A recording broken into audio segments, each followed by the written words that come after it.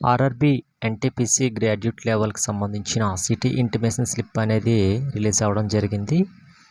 అయితే అఫీషియల్ వెబ్సైట్లో దీన్ని చెక్ చేసుకున్నట్లయితే మనకి ఈ రకంగా వస్తుంది డాష్బోర్డు.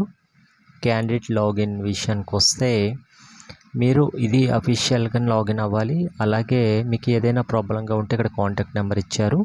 ఆ కాంటాక్ట్ నెంబర్కి మనం కాల్ చేయాల్సిన టైమింగ్స్ కూడా మండే టు సాటర్డే 9 to 6 ఈ టైంలో మీరు కాల్ చేస్తే మీకు ఏదైనా ప్రాబ్లం ఉంటే ఇన్ఫర్మేషన్ ఇవ్వచ్చు.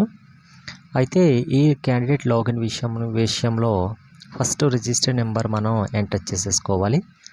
రిజిస్టర్ నెంబర్ ఎంటర్ చేసుకున్న తర్వాత మనకి యూజర్ పాస్వర్డ్ ఉంది కదా, అది మన యొక్క date of birth user password. అక్కడ డేటు మంత్ ఇయర్ ఉంది.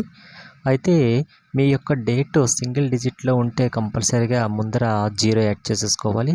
మంత్ కూడా ఉన్న అదేవిధంగా సింగిల్ డిజిట్ ఉంటే ముందర 0 యాడ్ చేసుకొని మీరు అక్కడ ఎంటర్ క్యాప్చా ఉంది కదా, ఆ నెంబర్ని క్యాప్చర్ చేసిన తర్వాత లాగిన్ ఐడి దగ్గర మీరు లాగిన్ దగ్గర క్లిక్ చేసుకున్నట్లయితే మీ యొక్క సిటీ ఇంటిమేషన్ స్లిప్ అనేది ఓపెన్ అవుతుంది.